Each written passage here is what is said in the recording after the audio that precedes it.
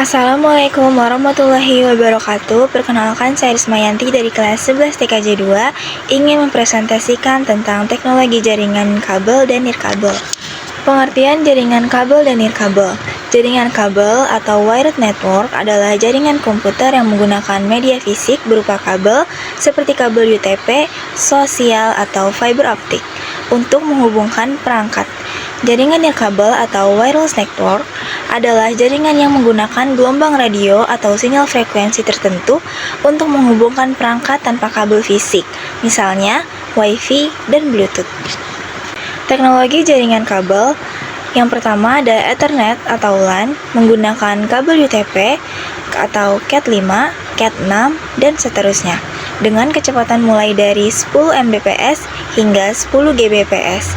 Yang kedua ada fiber optik menggunakan serat optik dengan kecepatan tinggi atau hingga satuan Gbps dan jangkauan jauh, biasanya dipakai untuk backbone internet. Yang ketiga ada power line communication atau PLC, memanfaatkan instalasi listrik rumah untuk mengalirkan data. Kelebihan dan kekurangan jaringan kabel. Kelebihannya yang pertama, lebih stabil, aman, dan cepat. Yang kedua, minim interferensi. Yang ketiga, cocok untuk server dan jaringan besar. Kekurangannya, yang pertama, biaya instalasi lebih mahal. Yang kedua, kurang fleksibel karena perangkat harus terhubung ke kabel. Teknologi jaringan nirkabel yang pertama ada Wi-Fi atau wireless LAN menggunakan frekuensi 2,4 GHz, 5 GHz hingga 6 GHz atau Wi-Fi 6E atau 7. Bluetooth untuk komunikasi jarak dekat antar perangkat. Yang ketiga ada seluler atau 4G dan 5G digunakan oleh smartphone untuk mengakses internet.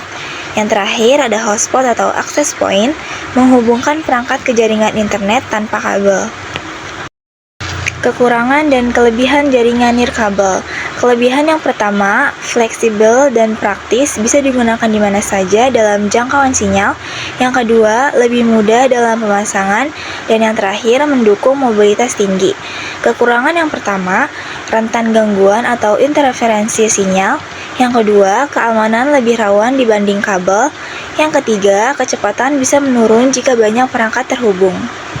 Kesimpulannya, teknologi jaringan kabel lebih unggul dari sisi stabilitas, kecepatan, dan keamanan. Sementara jaringan nirkabel unggul pada kemudahan, fleksibilitas, dan mobilitas. Dalam praktiknya, banyak organisasi dan rumah tangga menggabungkan keduanya. Kabel untuk perangkat yang butuh koneksi stabil atau seperti server atau PC, dan nirkabel untuk perangkat mobile atau laptop dan smartphone.